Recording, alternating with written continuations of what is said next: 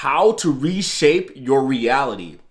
How to reshape not only the way you see the world, but reality itself. That is what we're going to talk about today. But, first, please send your validation my way so that I can inhale it into my soul. And send said validation by subscribing to the YouTube channel. Hit the little notification bell so that you can get brand new videos the second they come out. If you are on another platform like Instagram or Facebook or LinkedIn, please do whatever the platform requires to send me love and validation. Okay, today we're going to talk about the idea of reshaping your reality. The number one thing that frustrates people, the number one thing that probably frustrates you, the number one reason that creates so much of this negative energy and outrage and blaming and complaining, all of this negative energy that's kind of festering in society, in individuals, in you, is for one simple reason. You get into these negative loops when you feel that you cannot exert your will over reality, right? We all have these dreams that we want to accomplish. We all have this super cool self-actualized version of ourselves that we want to be, but then reality shows us that we're not that person. Reality shows us that we are incapable of doing these things. And over time, what we do is we build up this identity and reality to whatever we believe to be true is true. Whatever perceptions we have about the world is reality.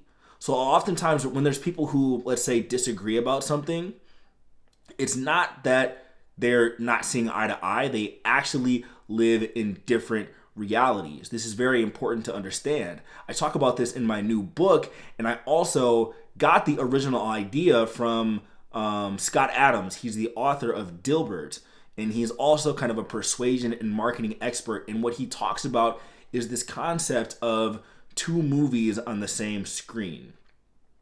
So you could have an audience full of people. You know, one person has one side of the aisle has a certain leaning, the other side of the aisle has another, right? And they're watching the same exact movie, same content, same everything.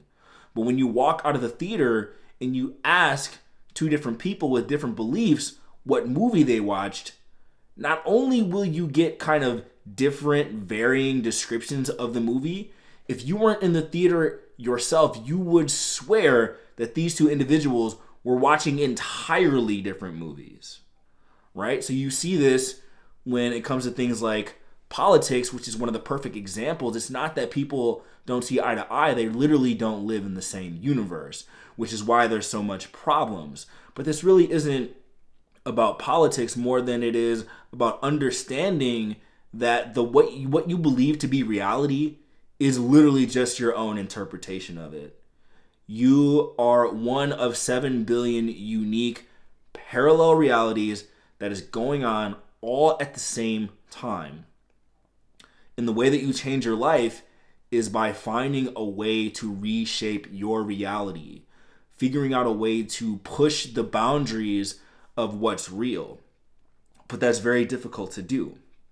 It's very difficult to do because I suffer from this just as much as anyone else.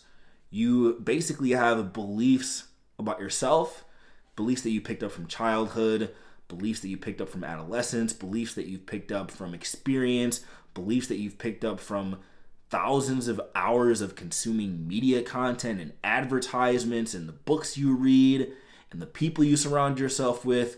You construct this personality, you construct this identity, you construct this ego. And whatever happens in your life kind of creates this perception that you use to perceive the world. And to you, that's the realest version. To you, anyone who disagrees with your version is the crazy one, right? That's why in your life, you come across people and you just cannot fathom why they would behave the way that they behave. You can't fathom why they would believe what they believe. It seems very strange and off-putting when people disagree with your beliefs. when people disagree with your worldviews, it's very off-putting because you take your own belief systems very seriously. You take them literally. And, that can be your downfall. Your beliefs about yourself, the beliefs about your flaws, about how you're not good enough, all these beliefs that you've picked up, they can ruin your life. They can keep you from getting to the dreams that you want to have in your life. And really, I'm not going to make any bold promises that there's an easy fix to reshaping your identity and reshaping what you believe to be real. For me, what I work on constantly is just a combination of really questioning my beliefs, really questioning what isn't possible. So there's a couple different things that I always go back to. I've talked about this in other videos, the concept of why not me? Why does it have to be someone else who gets to live an amazing life? What is it about other people that is so inherently better than me that I can't do these same things? Why can't I create a YouTube channel and get it to 100,000 subscribers? Why can't I create a 7-figure business? Why can't I travel the world? Why can't I have the skills to meet and network with high-level individuals? Why can't I do that? And still, it kind of bumps against that preconceived notion of the self that I already have. That bumps against the reference experiences that I have of myself failing, of myself not following through, of myself not being able to follow through with those kind of goals. And so you're going to have that constant questioning of your reality, and it's going to bump against what you already believe to be true about yourself. And really, like I talk about, this is really a process of brainwashing yourself. Because if you think about how much time you spent creating the identity and personality that got you to a point where you didn't want. If you're just starting self-improvement, you spent your whole life doing that. So let's say you're like me, you're like, oh, I finally want to start improving my life. I finally want to start reshaping my reality and seeing things differently. Well, I have to fight against 30 years of evidence to the contrary. That's why self-improvement is so difficult. I have to fight 30 years worth of evidence starting from scratch with nothing. So one of the things you have to understand is that it's going to take time to reshape your reality. You're going to have to go through the steps of self-improvement that I always talk about. You're going to have to identify your talents and strengths like I always talk about. You're going to have to put together a plan where you can stick with this new path, this new set of habits, this new framework for, 90 days to 6 months. And then you make it a year, then you make it a couple years. Then, in 5 years, a timeline like that, you could really change what is real to you. So it won't happen right away, but in the process of 5 years, I've changed what's real to me. For example, when it comes to income, I have now made a level of income that 5 years ago was unfathomable for me to achieve. Granted, I'm not rich, but what I'm really trying to get at is that putting forth actions, even when you don't believe in yourself fully, what it'll do is it'll create a new paradigm, a new set of normal standards for you. And now, if I were to go back to my old income, to my old audience, to my old life, I would be depressed. Because it's just this psychological anchor that now this level, I've only been at this level of my life for a couple of months, but I'm already super used to it. It seems very normal for me to be making this sort of living and having this sort of audience. And all of a sudden, I was very locked in an old kind of paradigm in the past. But once you break through a certain barrier, it just becomes normal to you. And what's possible becomes more normal. So now, when I'm looking forward into the future of trying to do new and bigger and better ventures, I have a little bit more confidence. There are some goals that still don't seem fully real to me yet, but I remember that when I first started out, what I'm doing now didn't feel real. So now I'm not even worrying about necessarily thinking that my future self is going to turn out the way that I'm predicting it to now. I'm just understanding that my future self will be a different version. I don't have to think about the current me being in those future situations because it's going to be a future me. And that's how you slowly but surely reshape your reality. And the more you do this, the more you understand that everything is subject to your interpretation at a level that is so deep. Like, I'd like to think that I'm someone who has a little bit more of an objective lens on the world because I have been practicing self-improvement for 5 years straight. I have been reading various sources from self-improvement to psychology to behavior to persuasion, all of these different kind of areas of knowledge I really honed in on learning. So I feel like I have a little bit better of a sense, a little bit better of self-awareness than maybe the average person. And even I look back at myself and I'm like, how many of my beliefs are not mine? How many of my, especially my limiting beliefs, are totally false? And that's coming from someone who studied it. And so I observe other people and they swear up and down. They swear up and down that the reality is the real one. If they feel that there are no opportunities for upward mobility, it doesn't matter what I say. If they think that politics is the end all be all to society, it doesn't matter what I say because I'm not convincing them. I'm not attempting to convince them. When I'm talking to them, it's like I'm talking to a wall that, it's like a wormhole into another universe that my words simply cannot go through. Some people are so set in their ways, it doesn't matter what you tell them. So it's very true, this idea of believe it and you will achieve it. It's kind of like a symbiotic relationship. So on the one hand, you want to achieve things, so you start to believe in yourself more. But then the idea of like, as a man thinketh, as a person thinketh, then they become. It's so true. Like the frame, there's no objective frame of reality. It's all about your frame that you use in your level of confidence. So you've seen this before. Like, let's say, for example, there's somebody who they're just like, they're frumpy, they're not very good looking. They're, by objective standards, like they shouldn't really be that confident, but they just walk in the room and they're confident as hell. And it doesn't matter what you look like. Your confidence level dictates how people respond to you. You've been around people like this, like in social situations. There's some people with more dominant frames than others, and you can just feel it, and it just dictates the pace of the interactions. The same thing happens with reality. The more dominant of a frame you have with reality, the more you feel like you are the person who gets to exert your will over reality instead of the other way around, the easier it is to become successful.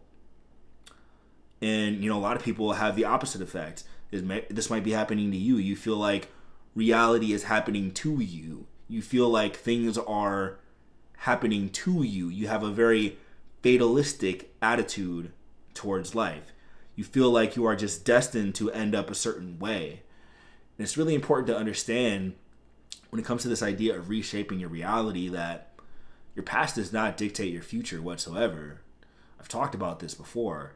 From ages 20 to 25, I spent most of my time doing drugs, boozing it up, getting arrested. 25 to 30, turned my life around, got into self-improvement, became a writer, built an audience that I never would have fathomed that I could have built when I got started. And, in the beginning, it just came with this kind of spark where I was like, you know what? All right, I'm not really where I want to be right now. I still, in my bones, I do feel like a loser. But I think it's possible to change what reality means to me. And more and more, I start to adopt that frame that I'm not just improving myself, but I'm really doing everything I can to change the nature of reality. I'm just someone who I look at myself, I look at the world like it's the Matrix. I talk about the movie The Matrix all the time. It's just a great analogy. I look at life as this single player game where I'm in a simulation, and as long as I understand it's a simulation, like Neo understands it was a simulation, then I can have these superpowers. The less I hold on to the idea that this concrete reality, that my belief systems can dictate my life, the more I kind of unleash and kind of unlock those superpowers. So it's like the scene in the movie where Neo is talking to the kid, and the kid's making the spoon bend with his mind, and Neo's like, how are you making that spoon bend? It's like he still believes in spoons, but the kid's like, there is no spoon. You are in a simulation. You control what reality means to you. For all we know, we might be in a computer simulation. It's actually kind of might be healthy to like adopt the mindset that you literally are in a computer simulation and you are that player trying to exert your will over reality. And really the overall message I'm trying to get across is that I understand how real your reality feels to you. I understand how all of the experiences in your life have led you to believe what you believe. And I understand that it's not an easy knot to untangle at all. I'm someone who I'm still trying to untangle that knot myself in many different ways. In many different ways, there are still kind of perceptual barriers that I run into. And what I try to do, I just try to force myself to go through those situations. Even if I don't believe I can build the business, I try to force myself to build it. Even if I believe or I don't believe that I can have, these amazing experiences and pull off these, fantastic feats, I still try to do it anyway. And then you get a little closer and then you're just like questioning your reality, making steps to do your life better. And you're just like smacking up against those beliefs. Just eventually you just grind and wear those limiting beliefs down until you create the new reality, right? So you're like always shedding your own old personalities. That's why I wrote a book about reinventing yourself. I always believe in the theme of being able to start over and shed your old belief systems, shed your old personality, and definitely shed your old view of what reality is so that you can create a new one. So always remember, the layers of your perception run so deep that you will spend your entire life trying to unravel them. But if you do spend enough time doing that, you will get some excellent results if you stick with the process long term. Okay, Real Help, an honest guide to self-improvement. That is the book to get now in the link below. Buy the book. Buy the book because you love me. Buy the book because it is how I make a living and I can create amazing content like this for you. So go buy that book now. If you're on YouTube, subscribe to the channel. Hit the notification bell. All other platforms, please like, comment, share. And again, get yourself a copy of Real Help today. Don't wait. Go to Amazon right now and do it. Please. I'll see you on the next video.